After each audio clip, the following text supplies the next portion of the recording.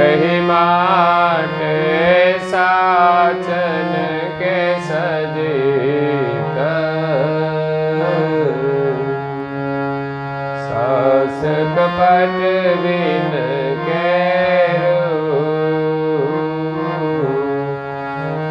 आशा तृष्णाय मरि खैरशा तजितताय भव तेरो।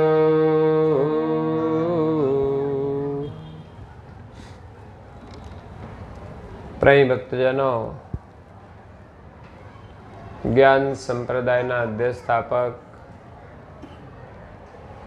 अनंत ब्रह्मांडाधीश विश्व नियंता सकर्ता सर्जनहारना परम विशेष अंश अनंत अंशोना तारणहार परम मोक्षना दाता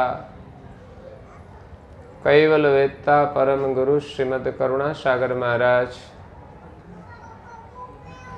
जगतना जीवोनु परम कल्याण करवा माटे अकल विभूतिनो दिव्य देह धारण करी आ विश्व में 14 लोक और 7 द्वीप में प्रगट थया। जम्बूद्वीपनी अंदर परम गुरु बाल स्वरूपे प्रगट थया, जेमनो हमणां ज 252मो प्रागट्य दिवस आवे छे। जेमणे जन्म नथी लीधो परंतु एक मातानु बाळक नाहेर लई जता ए माता कल्पांत करे छे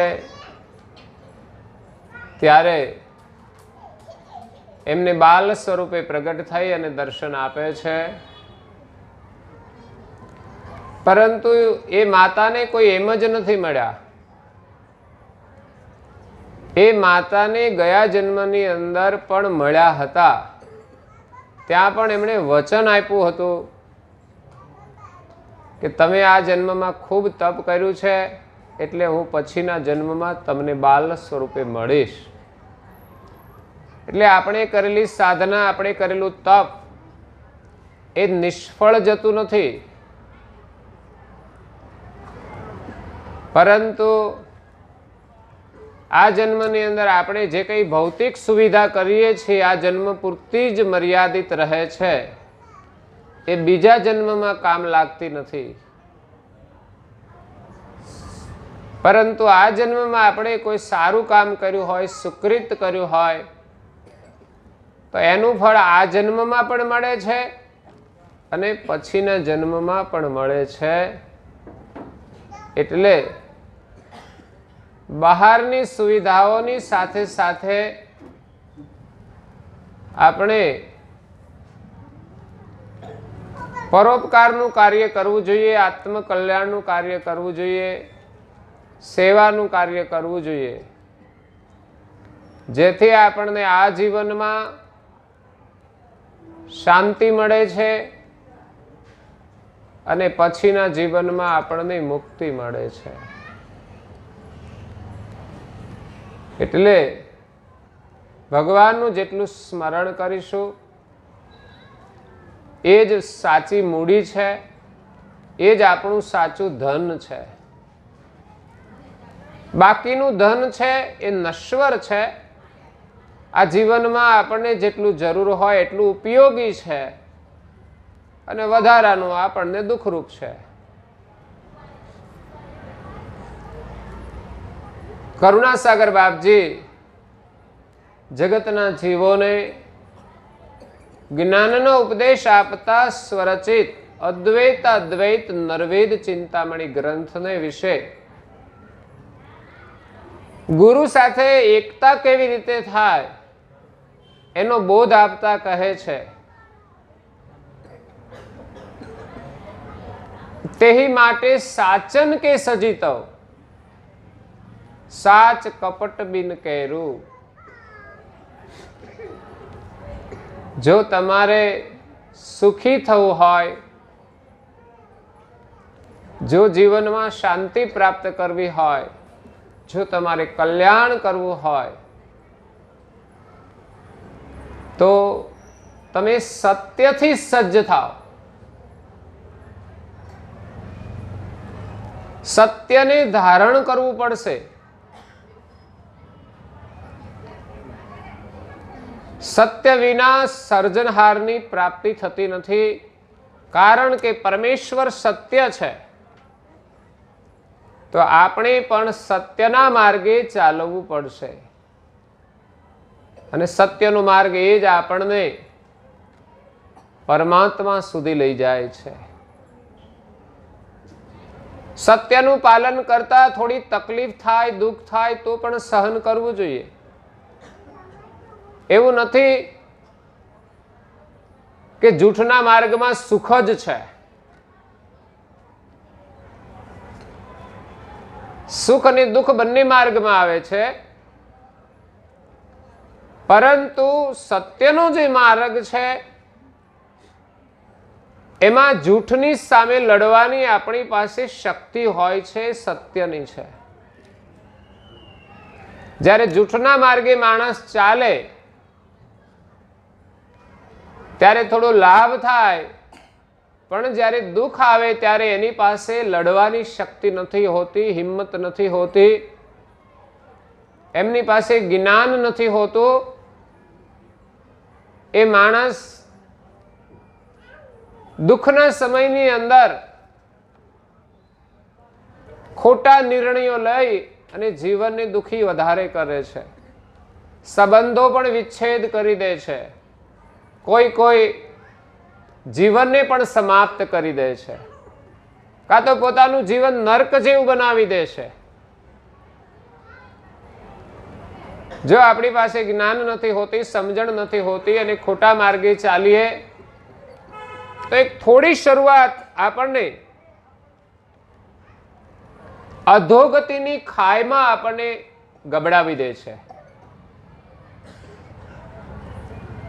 એક નાનકડું વ્યસન, કુસંગ, એ મોટા વ્યસનો દ્વારા માણસને બરબાદ કરી દે છે. એટલે આપણે સાવધાન રહેવાનું છે, સત્યના માર્ગે ચાલવાનું છે. કરુણાસાગર બાપજી અહીંયા હિન્દુ અને મુસલમાન બંનેની વાત કરે છે કે માટે ही बाप मुसल हिंदू वन की एक ही राह रहन की. હિન્દુ હોય કે મુસલમાન હોય, દુનિયાના કોઈ પણ જ્ઞાતિ હોય, યહૂદી, પારસી, ક્રિશ્ચિયન, બધાને રહેવાની એક જ સરખી રહેણી છે, સત્યનું પાલન કરવાનું.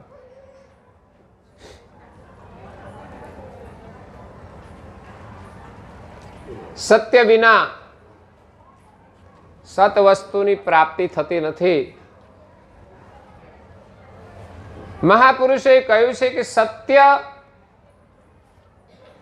પરેશાન થઈ શકે છે પણ પરાજિત થતું નથી.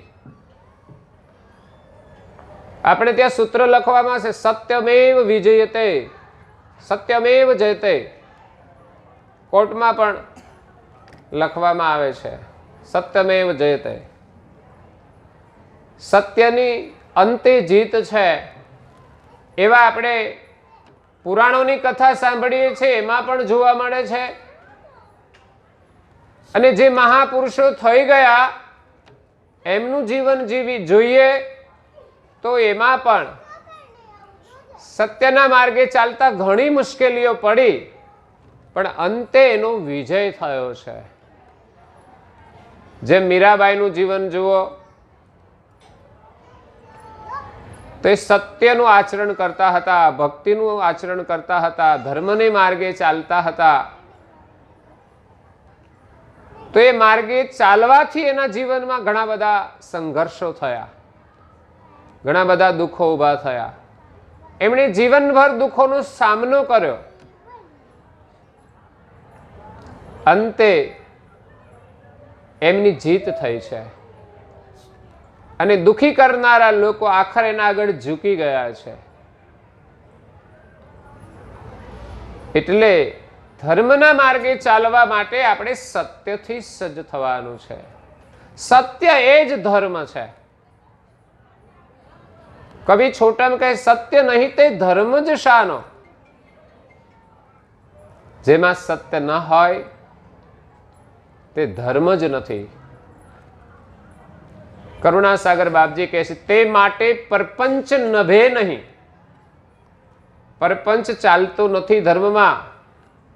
જો કે કળિયુગમાં પ્રવેશી ગયો છે, પણ એ ધર્મને અધર્મ બનાવી દે છે, ધર્મને ખોખલો બનાવી દે છે.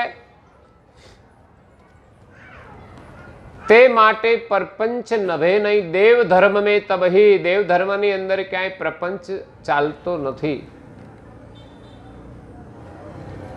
नैन मही रज अपचिकट में समय नहीं जो जबही. नैन मही એટલે આંખમાં રજ સમાઈ શકતી નથી. એમ ધર્મમાં ક્યારેય પ્રપંચ ચાલી શકે નહીં.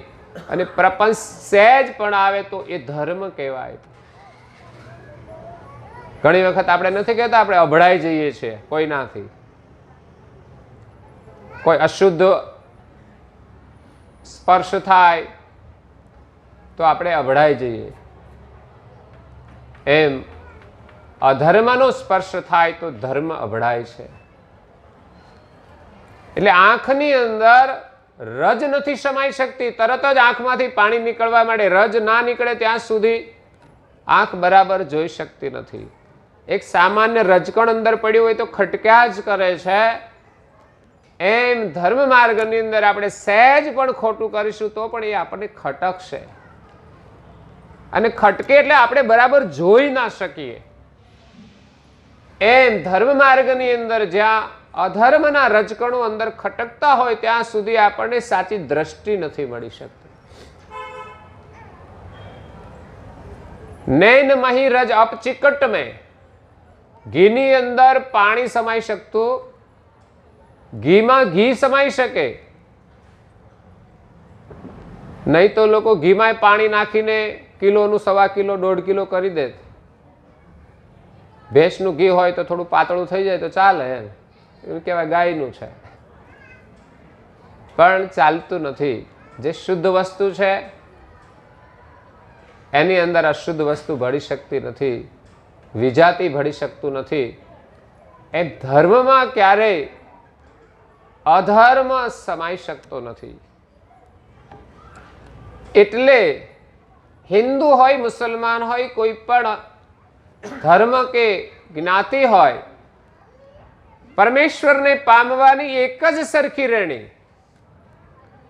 બાકી તો ધર્મની પરંપરા પ્રમાણે લોકો ભિન્ન ભિન્ન પ્રવૃત્તિ કરતા હોય છે, ભિન્ન ભિન્ન રીતે પ્રણામ કરતા હોય છે.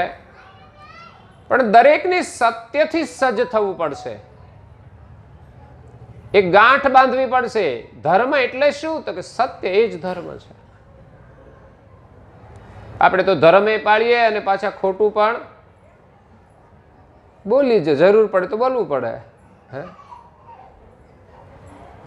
ઘણી વાર છોકરાને કહે કે કોઈ આવતું હોય ને તો એમ કે આવે છે ને એમ કહેજે કે ઘરે નથી મારા પપ્પા. એટલે ભાઈ પેલા આવે કોઈ ઘરે આવીને છોકરાને પૂછે કે તારા પપ્પા કઈ ગયા? તો કે જો હમણાં એવું કહીને ગયા કે ઘરે નથી. એમ બિલકુલ સાચું કહી દે.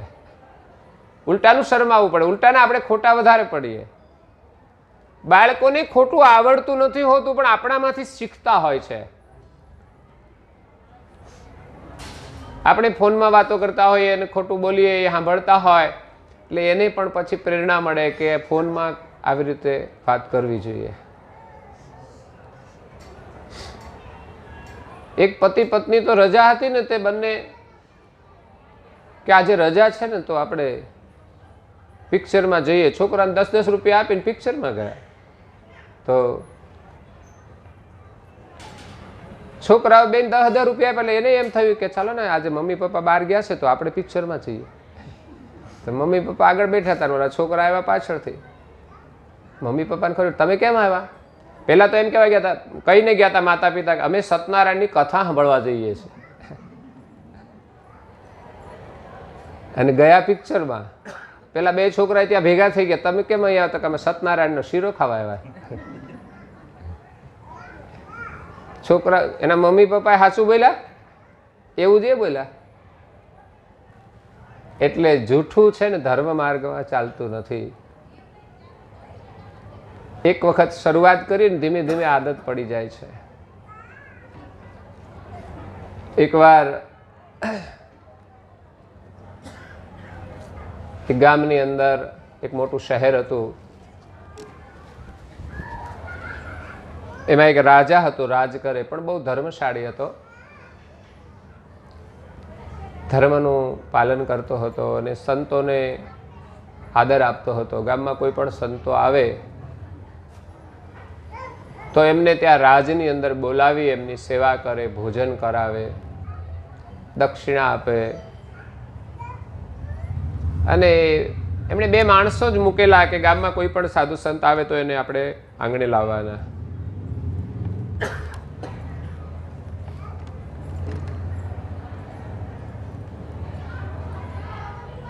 એકવાર કે છે કોઈ મહાત્મા ગામની ભાગોળે આવીને બિરાજા.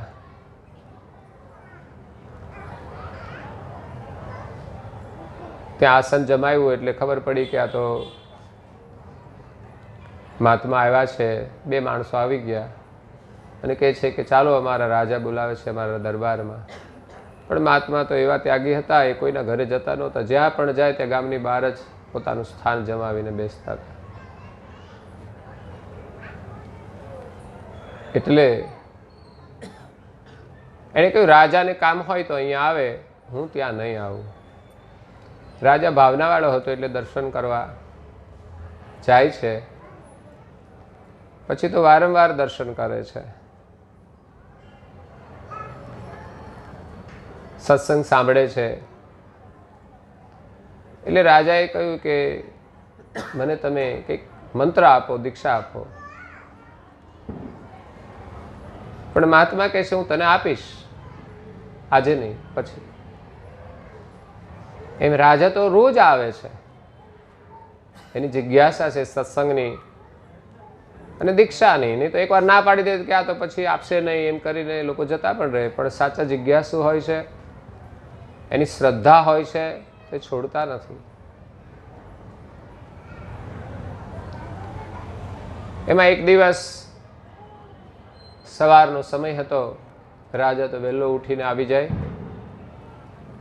આવીને ચૂપચાપ બેસી જાય. એ જ સમયે મહાત્માનું આસન હતું, એના સામે તળાવ.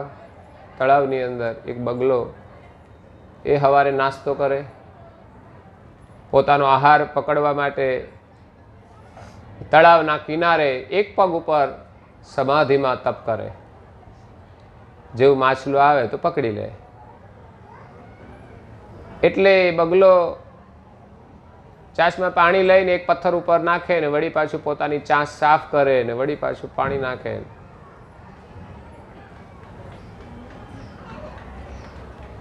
તો મહાત્માની નજરે બગલા ઉપર પડી અને પોતાના અંતરથી પોતે બોલી ગયા, ઘીસે ઘીસે ઘिसाई के घिस घिस डारे पानी, तेरे मन में क्या है तेरी मन की बात में जानी. જેવું મહાત્મા બોલ્યા એટલે રાજા સમજો કે આ જ મંત્ર છે. એટલે રાજાએ યાદ કરી લીધો અને રાજા તરત નીકળી જ ગયો. પછી બેઠો જ નહીં. એ કે વળી પાછો બેસીશ ને વાતે ચડી જશું તો મંત્ર ભૂલાઈ જશે. એ તો મંત્ર રટણ કરતો કરતો રાજભવનમાં જાય છે અને એનું સ્મરણ ચાલુ જ રહે છે. આ બાજુ રાજાની એક રાણી હોય છે, રાજ્યમાં એક પ્રધાન હોય છે. પણ રાણીને રાજા કરતા પ્રધાન પ્રત્યે પ્રીતિ વધારે હતી. એટલે એમણે પ્રધાને કહ્યું કે આ રાજાનો તમે ઉકેલ લાવી દો તો પછી તમે રાજા બની જાઓ. એટલે પ્રધાન ઘણીવાર પ્રયાસ કરે, વિચાર કરે, પણ કોઈ મેળ પડતો નહોતો કે કોઈ દાવ સફળ થતો નહોતો. પ્રધાન બહુ બુદ્ધિશાળી હોય છે. એમ કહે છે કે રાજા કરતા પ્રધાન વધારે બુદ્ધિશાળી હોય. તો પ્રધાન વિચારે છે કે રાજાનો નિકાલ કેવી રીતે કરવો, એ ત્યાંથી સીધો જાય છે એક વાળંદ પાસે, જે નિયમિત વાળંદ રાજાને શેવિંગ કરવા માટે આવે છે.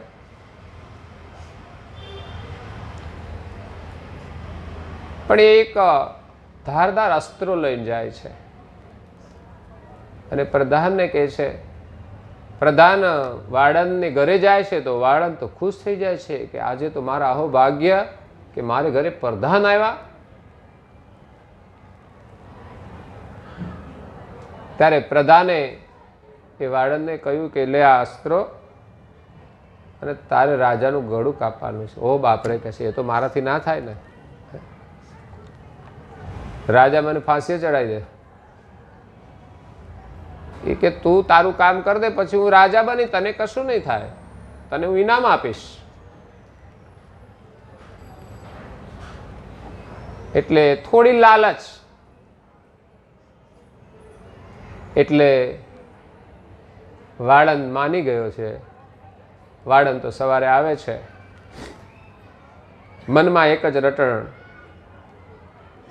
કે રાજાનું મર્ડર કરવાનું છે. એટલે જે અસ્ત્ર હતો એને પથ્થર કાઢીને પાછું ધારદાર કરવા માંડ્યો. એટલે થોડું પાણી નાખે, પાછું અસ્ત્રો ઘસે.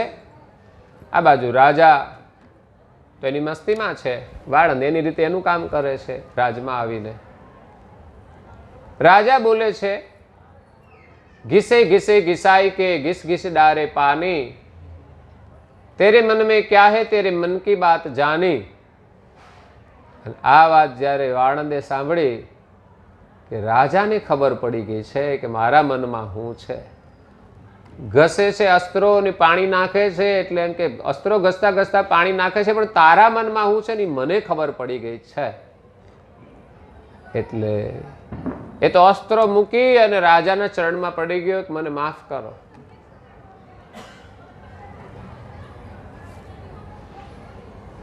મારી આ ભૂલ નથી કહે છે, આ તો કહે છે પ્રધાને કહ્યું છે. એમ તો કે શું કહ્યું છે? એટલે રાજાને ખબર નહોતી એ વાતનો ખુલાસો વાળંદે કરી દીધો કે એમણે મને કહ્યું હતું કે રાજાનું કહે છે તું ગળું કાપી નાખજે ને પછી હું રાજા બની જઈશ. એટલે પ્રધાનના મનની જે મલિનતા હતી એ રાજાના જાણવામાં આવી ગઈ. એક માણસ જો સત્યના માર્ગે ચાલે, એમાં વિશ્વાસ રાખે તો એ મોતથી પણ બચી જાય છે અને આવા દુષ્ટ લોકોની પણ ઓળખ થઈ જાય છે. એટલે રાજાને બહુ આનંદ થયો. એ તો મહાત્માનો બહુ ઉપકાર માને છે કે તમે મને મંત્ર આપ્યો અને મારો જીવ બચી ગયો. મહાત્મા કે મેં તને કોઈ મંત્ર આપ્યો જ નથી. તો કહું તમે બેઠા હતા ને તમે બોલતા હતા ને कि घिसे घिसे घिसाई के घिस घिस डारे पानी, तेरी मन में क्या है तेरी मन की बात जानी. મહાત્મા કહે તો ઓલો બગલો જોઈને કહેતો હતો, પણ આમણે એને મંત્ર માની લીધો, એમાં વિશ્વાસ રાખીને એનું સ્મરણ કરતો હતો. તો એમાં પણ સંકેત તો હોય જ છે. બગલાની મનની જે મલિનતા હતી મહાત્મા ઓળખી ગયા, તો એ જ એક મંત્ર છે. તો એ જ મંત્રની દીક્ષાથી એ રાજાને પણ લાભ થઈ ગયો. પછી તો રાજાએ એને જિજ્ઞાસા જોઈને મૂળ મંત્ર આપ્યો. પણ ઘરે આવીને રાજા પ્રધાનજીને કહે છે કે પ્રધાનજી, તમને હું બીજી તો શું શિક્ષા કરું? ફાંસીની સજા તો નથી આપતો, પણ તમે હવે રાજમાંથી નીકળી જાઓ અને આ નગરની બહાર જતા રહો. મારા નગરમાં તમે ક્યાંય ના રહેતા. એ જ એની સજા હતી. અને જે વાળંદની ખાલસ હતો એને કહે છે તું મારું કામ કરજે. સત્યનો માર્ગ બહુ લાભદાયી છે, પણ વિશ્વાસ હોવો જોઈએ. પરંતુ કળિયુગની અંદર માણસો સામાન્ય ખોટું ક્યારે કરી દે એ તો ખ્યાલ જ નથી હોતો. ક્યારેક ક્યારેક લાલચની અંદર મોટું ખોટું પણ થઈ જતું હોય છે. એટલે કરુણાસાગર બાપજી કહે છે, માટે ही बाप मुसल हिंदू वन की एक ही राह रहन की. હે બાપ, હિન્દુ અને મુસલમાન બંને, પછી એમાં બધા જ આવી જાય, પણ એક મુખ્ય જે ધર્મવાદ ચાલે છે એને લઈને, એમાં જે ભેદ ચાલે છે એને લઈને કહે છે કે તમે ભલે હિન્દુ હો કે મુસલમાન, પણ બંનેની એક જ રહેણી છે, સાચ વિના સાહેબ કૌ કિતકુ કરીતન બક્ષ બેહન કી.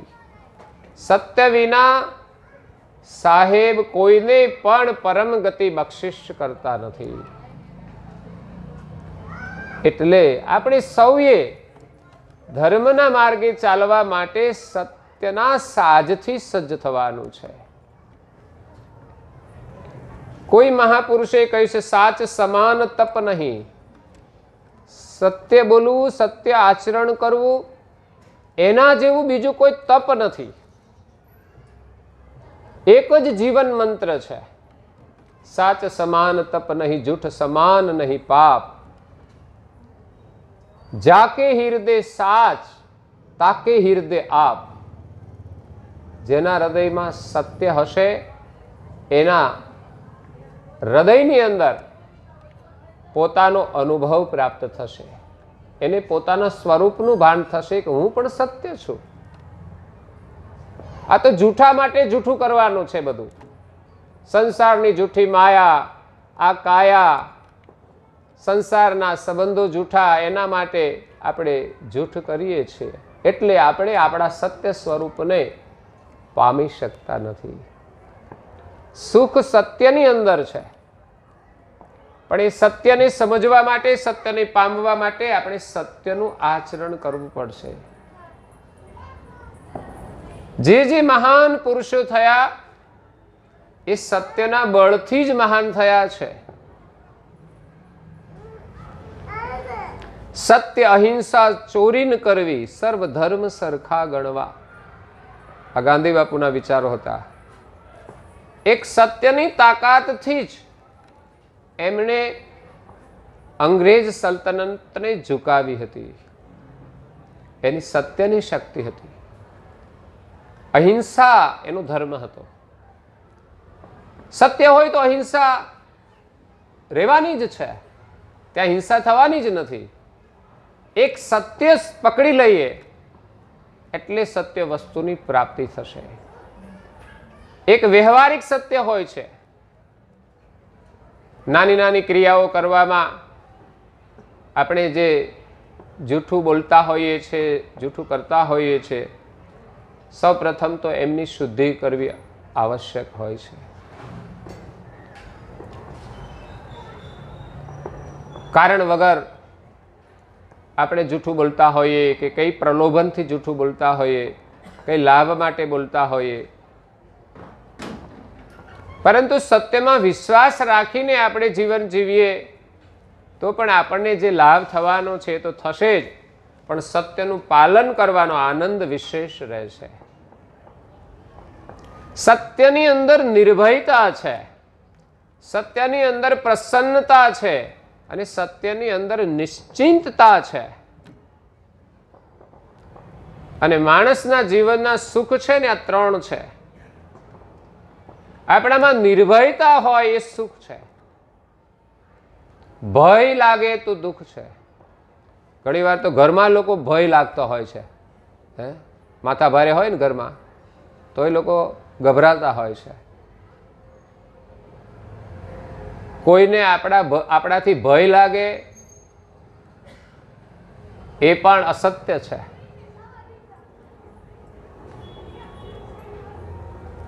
એટલે નિર્ભયતા એ સુખ છે. પ્રસન્નતા, જ્યાં નિર્ભયતા હોય, સત્યતા હોય, ત્યાં પ્રસન્નતા જ હોય છે. કાયમને માટે પ્રસન્નતા, કોઈ ભય નહીં, કોઈ દુઃખ નહીં. અને નિશ્ચિંતતા, જ્યાં કોઈ ચિંતા નથી હોતી. સત્યમાં જો આપણી પ્રીતિ હોય તો ત્યાં ચિંતા નથી, પણ અસત્યમાં પ્રીતિ હોય તો ચિંતા રહેશે. સંસારમાં જેટલું જૂઠું છે એમાં મમતા જોડી છે, એમાં આપણને ભય રહે છે, ચિંતા રહે છે. આ શરીર જ છે, આમ આપણે કહીએ છીએ કે આ સત્ય નથી, આજે છે ને કાલે નથી રહેવાનું. એમાં આપણી પ્રીતિ છે એટલે આપણને ચિંતા રહે.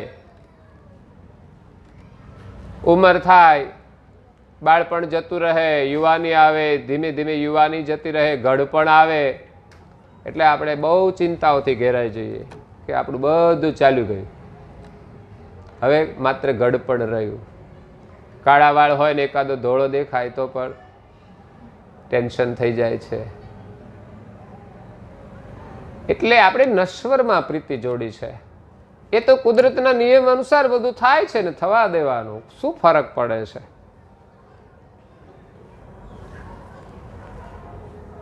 એની ચિંતા કરવાની કોઈ જરૂર નથી હોતી. કોઈ દુઃખી હોય તો એની ચિંતા કરવી જોઈએ, કોઈ બીમાર હોય તો એની ચિંતા કરવી જોઈએ. અને આપણે તો આપણી જ ચિંતા કરવાની છે. એના માટે મહાપુરુષે ચિત્તવન આપ્યું છે. એટલે સાચ વિના સાહેબની પ્રાપ્તિ થતી નથી. એટલે સત્યનું આચરણ કરવાનો અભ્યાસ કરવો પડશે. જે સત્યથી કોઈને દુઃખ થાય એવું નહીં કરવાનું. મહાપુરુષ એમ કે સત્ય બોલો, પ્રિય બોલો. સત્યમ વદ, પ્રિયમ વદ. અને બીજાનું હિત થાય એવું બોલો, બીજાને લાભ થાય.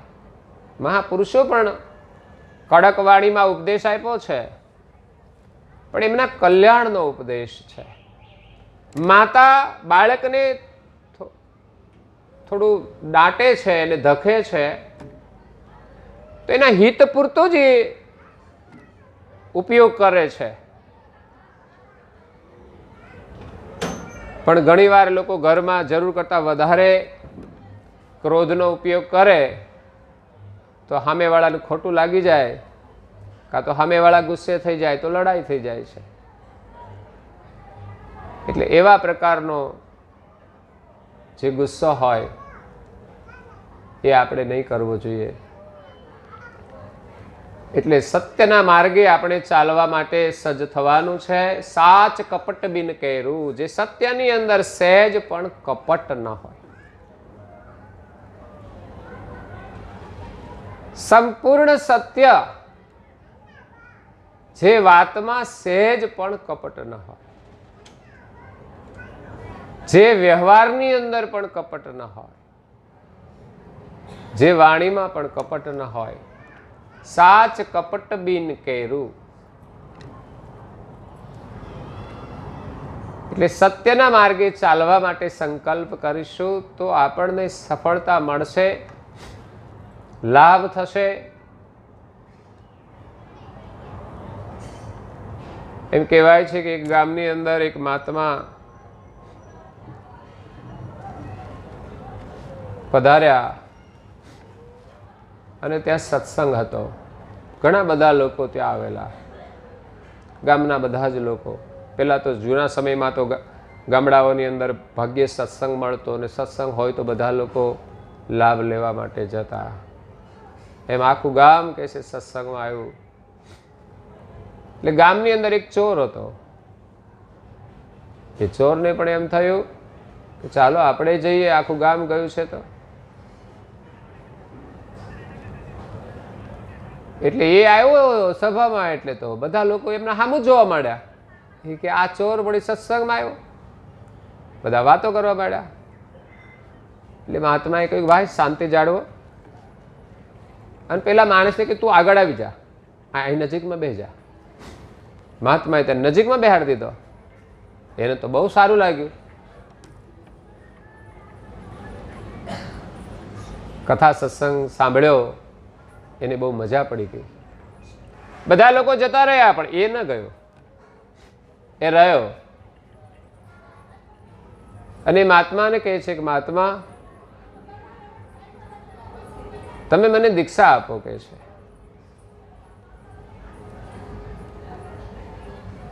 તમે મારા ગુરુ બનો, કહે છે. એટલે મહાત્માએ તો કહ્યું કે ભાઈ હું તને દીક્ષા આપું પણ બદલામાં તારે દક્ષિણા આપવી પડશે. તો ચોર તો તૈયાર હોય પાછા, એમ પાછા ઉદાર દિલવાળા હોય.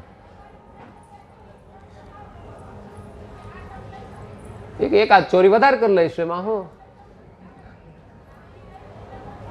એમ સમજીને કઈ વાંધો નહીં, જે તમે માગશો તે આપીશ. બસ મહાત્માએ કહ્યું હું માગું તે આપવું પડશે ને, એવું નહીં કે તારી ઈચ્છા પ્રમાણે તું ગમે તે આપીને જતો રહે.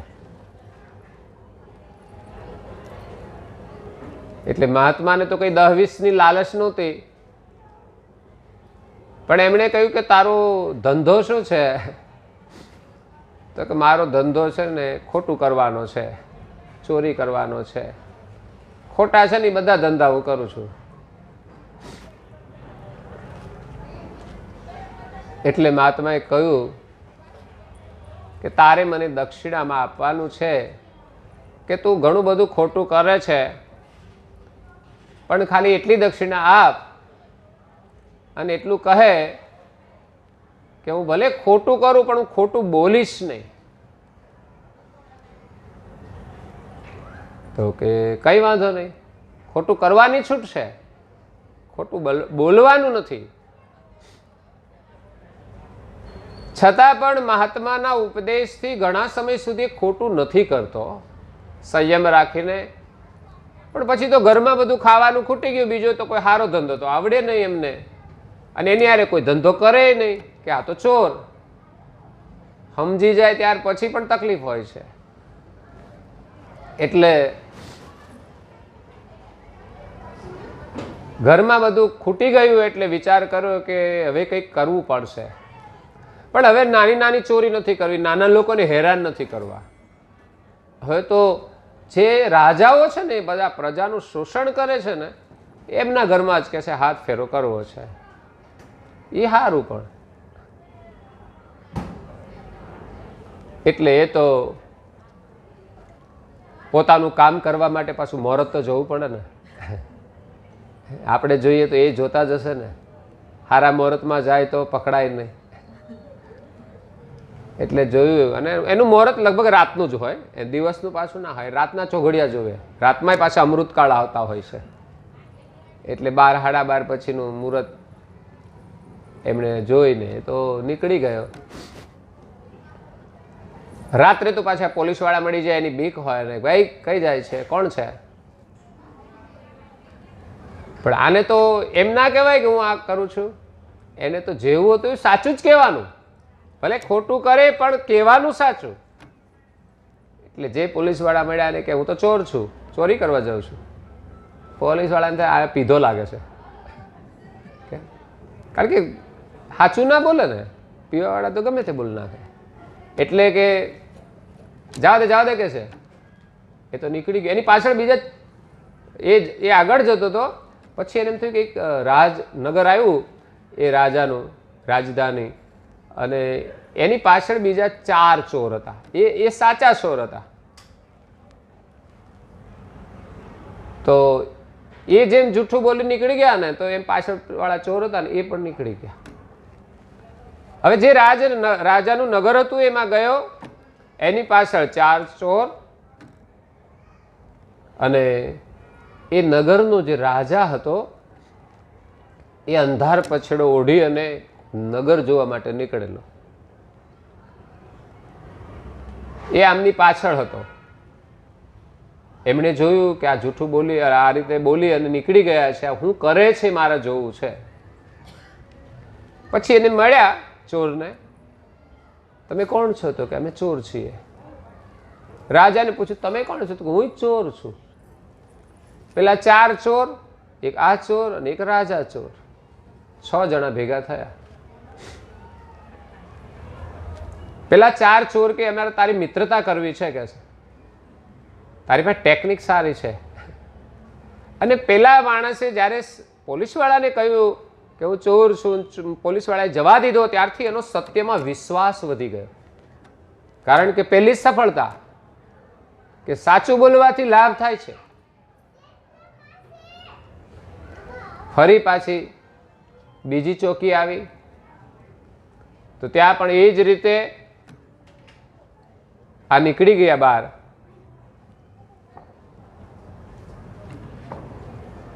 પ્રથમ જે એકલો હતો ચોર, પેલા 4 ચોર કે અમારે તારી સાથે આવવું છે કે છે.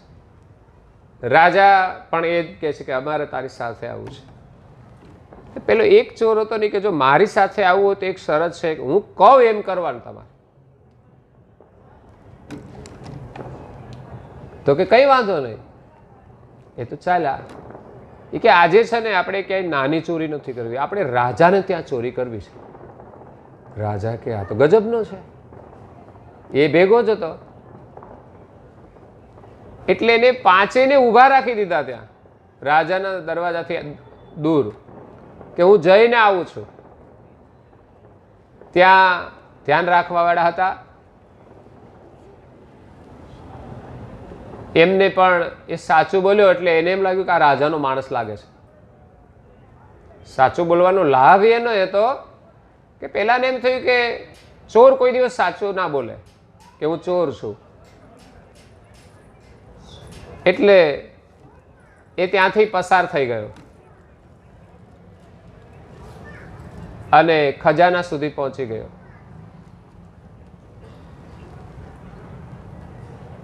ખજાનામાંથી 6 જણા હતા એટલે કે છે 6 કિંમતી વસ્તુઓના જે બોક્સ હતા ને એ ઉપાડ્યા. પેલા 2 દરવાજે ધ્યાન રાખવા વાળા હતા ને એમને કહ્યું ચાલો આ બોક્સ ઉપાડો, બધા સામે ઓટલે મૂકી દો. એ ઉપડાવીને ઓટલે મૂકી દીધા. પછી પેલા તો જતા રહ્યા અને પેલા 5 જણા બેઠા હતા એને કહ્યું કે લ્યો આ 6 બોક્સ છે, આપણે આજનું કામ આપણું થઈ ગયું. રાજા તો વિચાર કરે કે આ તો ગજબનો ચોર છે. બધાને કહ્યું કે એક પેકેટ બધાને ભાગમાં આવશે. 6 પેકેટ થયા એટલે એ નીકળ્યા. એને એમ થયું કે આપણે આમ જઈશું તો હમણાં તો અજવાળું થઈ જશે, એના કરતાં કંઈક મૂકી દઈએ. એટલે ગામની બારોબાર કોઈ એવી જગ્યાએ એ બધા બોક્સ એમણે મૂકી દીધા ને આપણે કાલે પાછા ભેગા થઈશું અને લઈ જઈશું. તો કઈ વાંધો નહીં. એટલે પછી બધા છૂટા પડી ગયા. રાજા એના ઘરે જતો રહ્યો. રાજા વિચારે જોઈએ હવે સવારે શું થાય છે રાજમાં. રાજા ઘરે જઈને ઊંઘી જાય છે. સવારેના સમય ઉઠે છે, નાહી ધોઈ અને રાજ દરબારમાં આવે છે. ત્યારે ખબર પડી, પ્રધાનજીએ કહ્યું કે આપણા રાજમાં ચોરી થઈ છે. રાજાને તો ખબર હતી. રાજા કે શાની ચોરી થઈ છે, શું ગયું છે, તપાસ કરો. તો પ્રધાનજી તપાસ કરવા માટે આવ્યા. જ્યાં એમની ઝવેરાત હતી બધી જોયું, ગણતરી કરી તો 6 બોક્સ ઓછા થયા છે. આજે પ્રધાનજીને વિચાર આવ્યો કે 6 બોક્સ ઓછા થયા છે, ચોર ચોરી ગયા છે ને પકડાશે. તો એક બોક્સ એમણે એમાંથી બીજું લઈ અને એમના ઘરે મોકલાવી દીધું.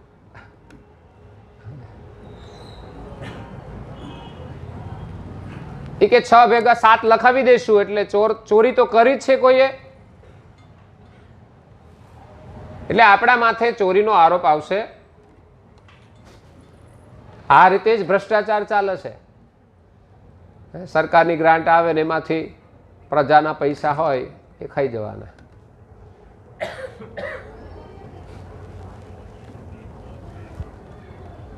એટલે તપાસ કરી અને રાજાને વાત કરી કે 7 બોક્સ ઓછા થયા છે.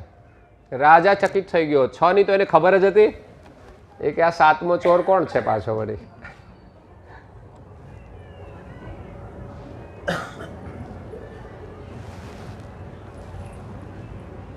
એટલે તપાસ કરતા કરતા એને જે આ સાચું બોલવા વાળો હતો ને ચોર મળી ગયો.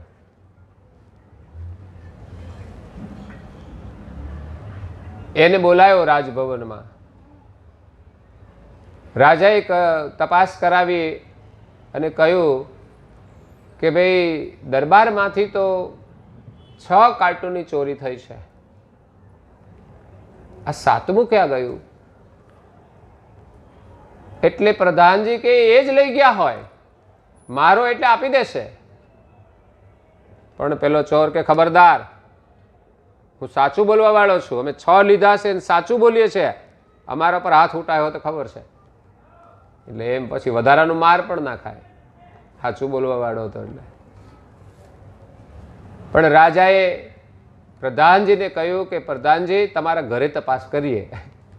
તો પ્રધાનજી ઢીલા પડી ગયા અને તપાસ કરી, કારણ કે એને મોકલાઈ દીધું હતું પણ કંઈ સંઘરવાની કંઈ સમય મળ્યો નહોતો એમને સવારે, એટલે બોક્સ એમના હાથમાં આવી ગયું. પછી તો રાજા આગળ શું એનું મોઢું બતાવે? એટલે રાજાએ કહ્યું કે તમને મારે ફાંસીની સજા નથી આપવી, પણ તમે દેશ નિકાલ કરું છું અને આ પ્રધાન પદેથી તમને બરતરફ, તમે રાજમાં રહીને આવું કામ કરો છો. અને પેલો જે સાચું બોલવા વાળો હતો ને એને પ્રધાન પદે બેહાડી દીધો. કે આ ભલે ચોરી કરે છે પણ માણસ સાચો છે, ચોરી કરવી એક મજબૂરી હશે એની, પણ એને તો સંતે મંત્ર આપ્યો તો તારે સાચું બોલવાનું, તારા સંસ્કાર છે એટલે હવે તને હું એમ કહું તું ચોરી બંધ કરી દે, એટલે એકદમ એ બંધ ના કરે. કોઈ પણ વ્યસનની આદતો છે ને એકદમ લોકો બંધ નથી કરતા, પણ એને બદલવી પડતી હોય છે, પ્રયાસ કરવો પડતો હોય છે. સત્યના માર્ગે તમે ચાલો ને ઓટોમેટિકલી બધું જૂઠું છે ને છૂટી જ જશે. એ સત્યનું પરિણામ છે, સત્યની તાકાત છે. એટલે સંતો પણ લોકોને યુક્તિથી સત્યના માર્ગે જોડી દે છે કે એક તમે સત્યનું આચરણ કરશો તો તમારામાં રહેલું જૂઠ ધીમે ધીમે ધીમે વિદાય થઈ જશે. આપણામાં રહેલું જે જૂઠ છે એને જ આપણે સત્ય જ્ઞાનથી અવલોકન કરવાનું છે. નહીં તો આપણને એવું જ્ઞાન મળે ને કે આપણને બીજા બધાનું દેખાય કોનામાં હું ખામી છે, પણ પોતાની ખામી દેખાતી. પણ આપણે જ્ઞાનની દ્રષ્ટિ મેળવવાની છે કે આપણામાં શું દોષ છે, માલિક સાથે એકતા કરવામાં આપણામાં શું આવરણ છે.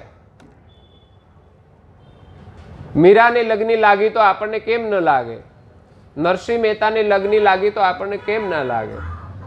તો એમના જેવું ભાવ જો આપણામાં હોય, એમના જેવી સત્યતા આપણામાં હોય તો આપણી એકતા પણ પ્રભુમાં થઈ જાય છે. પણ સત્યમાં પ્રીતિ હોવી જોઈએ. એટલે ધર્મનું પાલન કરવું હોય તો સત્યનું આચરણ કરવું પડે અને એમાં ક્યાંય કપટ ન જોઈએ.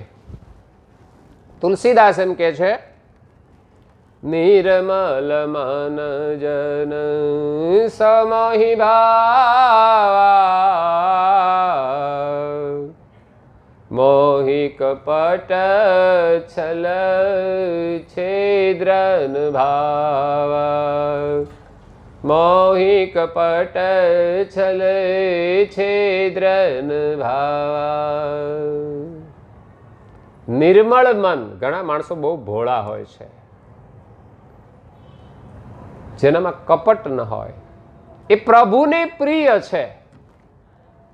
દુનિયામાં લોકોને પ્રિય લાગે કે ન લાગે, કારણ કે ભોળા માણસો બહુ ચાલાકી ન કરે એટલે લોકો ના ગમે કે આને તો કઈ ખબર પડતી એમ સમજતા હોય છે. અને કપટી લોકો બુદ્ધિશાળી માનતા હોય છે કે આ માણસ તો ભલા ભલાને છેતરી દે એટલે બુદ્ધિશાળી ગણાય. પણ એ બુદ્ધિ નથી, કુબુદ્ધિ છે. સાચી બુદ્ધિ તો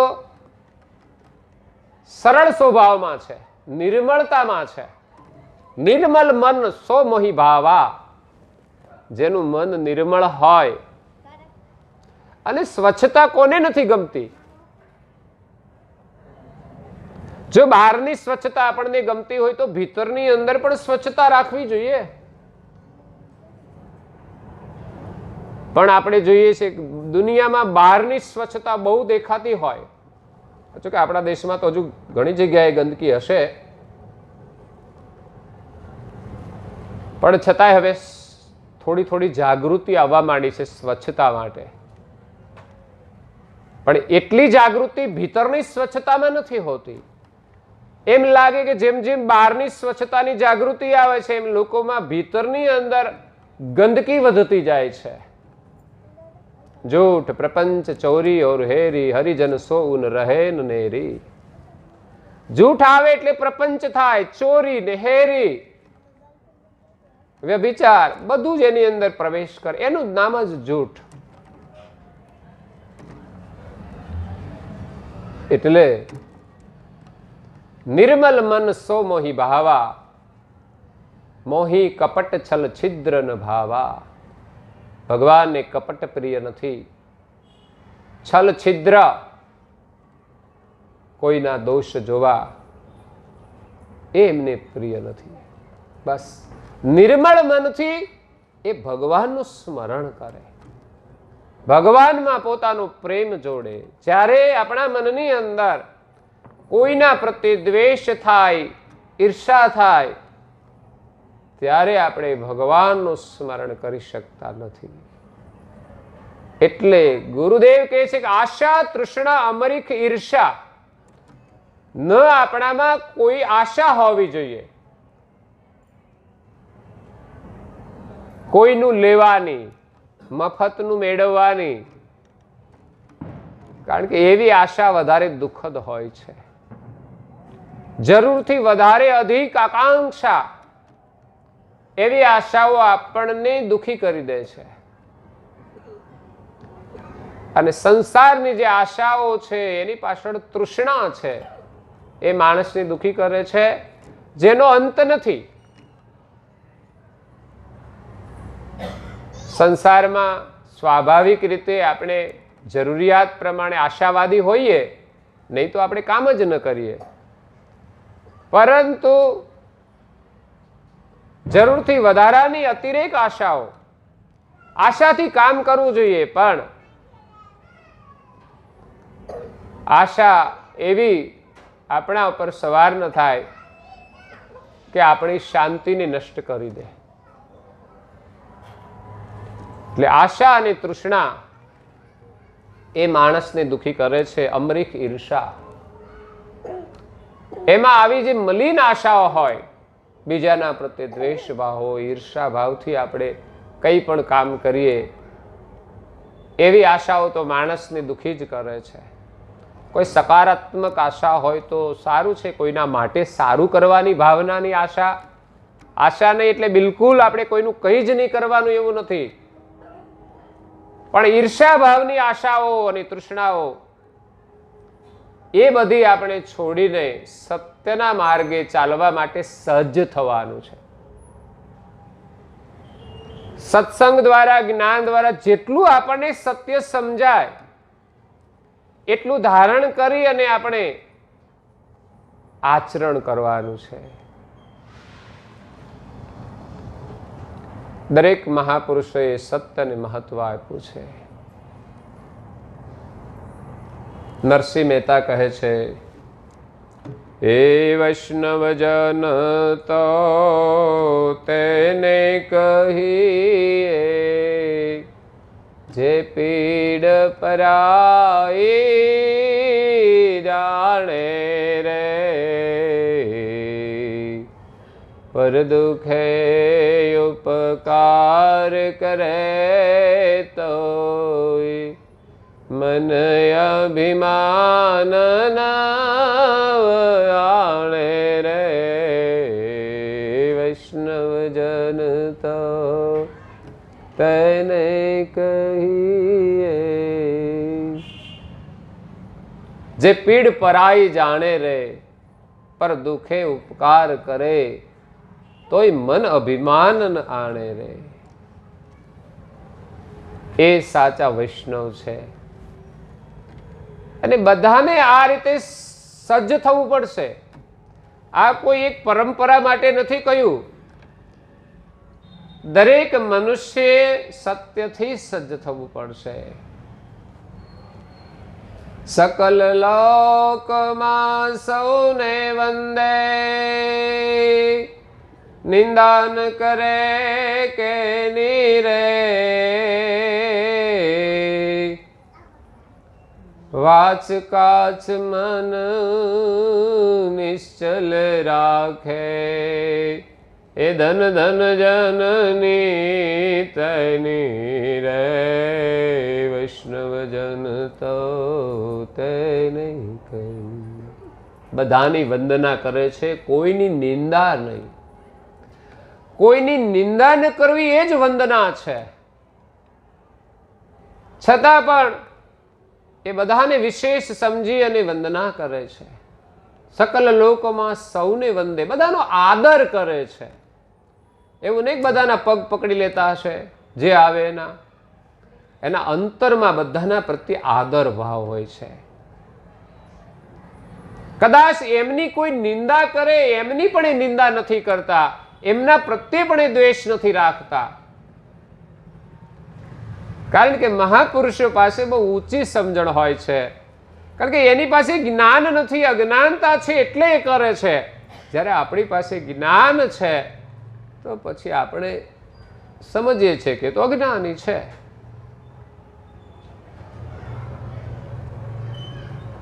કબીરજી કહે નિંદા હમારી નિંદા હમારી જો કરે મિત્ર હમારા સોઈ. આપણી જે નિંદા કરે એ તો આપણો મિત્ર છે. સાબુ લેવે ગાંઠ કા ઓર મેલ હમારા ધોઈ. એ પોતાનો સાબુ લઈ અને આપણા મેલને ધોવાનું કામ કરે છે. એટલે આપણે જો એના જેવું કામ કરીએ તો પછી આપણને દોષ લાગે છે. એનો મેલ ધોવાય ને આપણા દોષ વધે છે. એટલે બીજાના દોષ જોવા એ જ જીવનનો મોટામાં મોટો દોષ છે.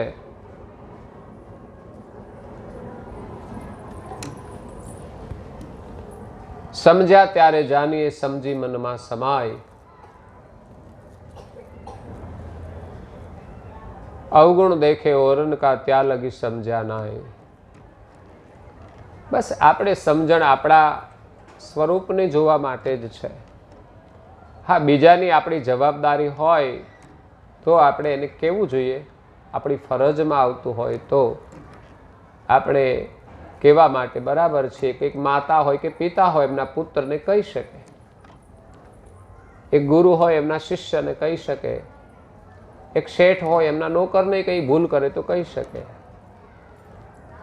એ સિવાય દુનિયામાં બધું ચાલ્યા કરતું હોય ને એ બધી વાતોમાં આપણે ફર્યા કરીએ તો આપણું મન ચકડોળે ચડી જાય છે. આપણી દ્રષ્ટિ દોષ દર્શનવાળી થઈ જાય છે. એમાં પછી પ્રભુનું દર્શન થતું નથી. જેમનામાં દોષ છે એની અંદર પણ કોઈ સદગુણ પડ્યો હોય, આપણે તો એમના દર્શન કરી અને ભગવાનનું દર્શન કરવાનું છે. કે પ્રત્યેકની અંદર સત્ય સ્વરૂપે ભગવાન બિરાજેલા છે. ભગવાન તો એમના સ્થાને છે, પણ એમના અંશ જે આ બધા છે એમાં આપણે સત્ય ભાવ રાખવો પડશે કે આપણે સૌ એક પરમાત્માના છીએ. એ ભાવના જ્યારે આપણામાં જાગૃત થશે ત્યારે આપણી વૃત્તિ નિર્મળ થશે, અને નિર્મળ થશે ત્યારે એ જ દ્રષ્ટિથી આપણે પરમાત્માનું અવલોકન કરી શકીશું. અને એ પણ પરમાત્માનું જે લક્ષ્ય છે આવે એવા સદગુરુ મળે અને એની કૃપા થાય ત્યારે એમની સાથે આપણી એકતા કરાવે છે. ગુરુની કૃપા વિના માલિકની પ્રાપ્તિ થતી નથી.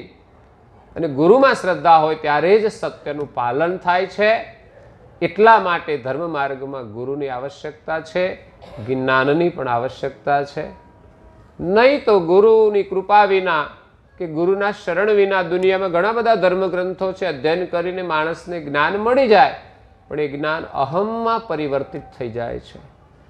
ગમે ત્યારે એનામાં અહમ આવી શકે છે.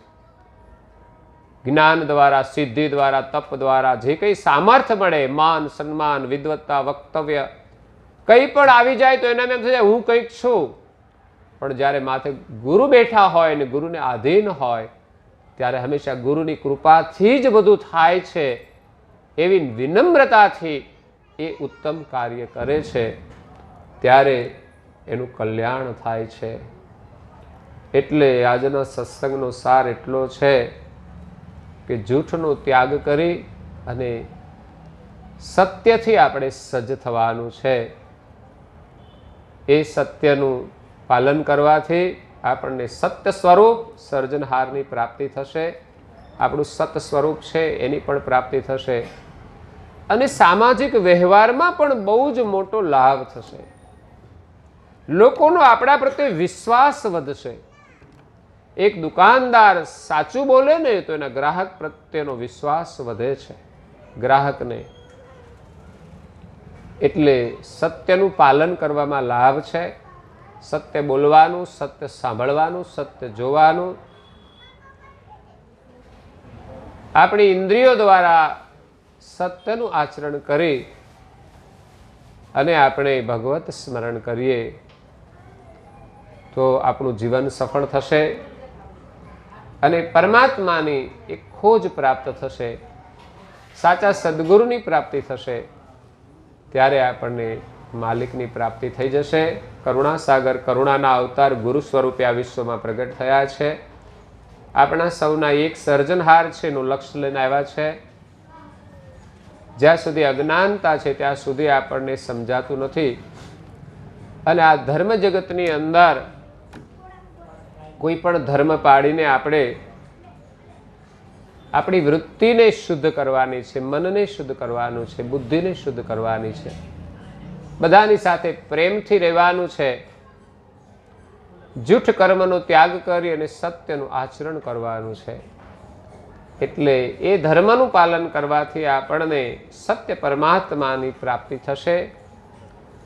આપણી અંદર રહેલા જે દોષ છે એ આપોઆપ ધીમે ધીમે ધીમે દૂર થઈ જશે.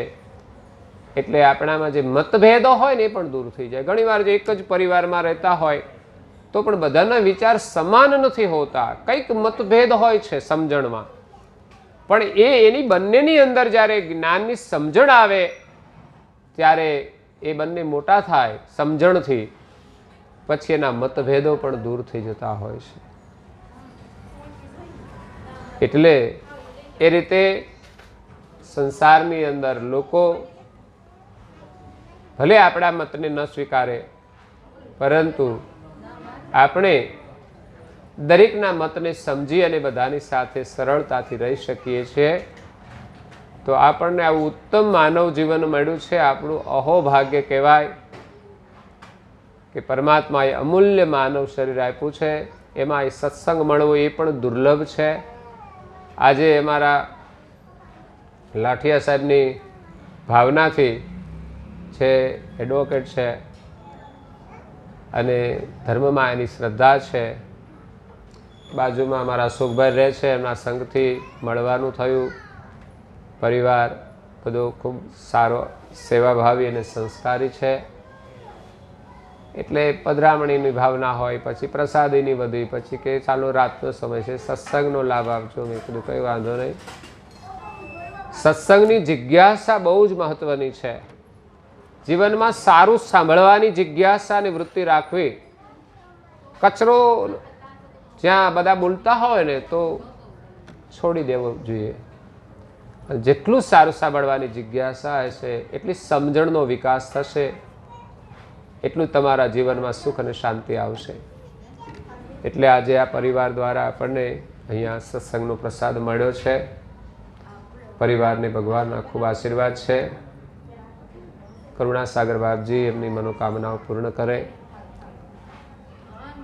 એમની કૃપા એમના પર વરસાવે અને પરિવારની સાથે બાળકો જે છે એ પણ સંસ્કાર સંપન્ન રહી અને પરિવાર સાથે બધા સુખી થાય એવી શુભકામના. અને બધા આવ્યા છો એમના માટે પણ આશીર્વાદ.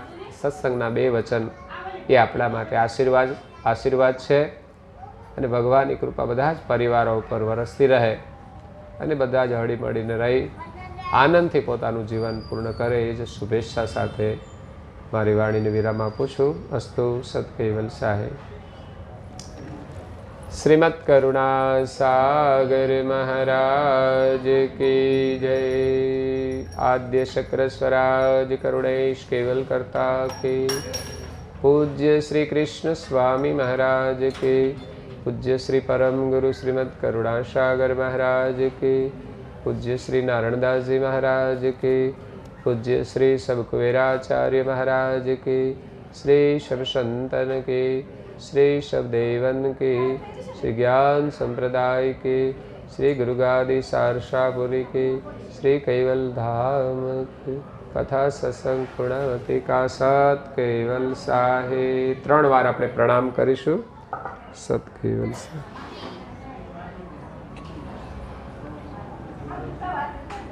कैवल अंशो सत कैवल साहेब. सत कैवल साहेब. सत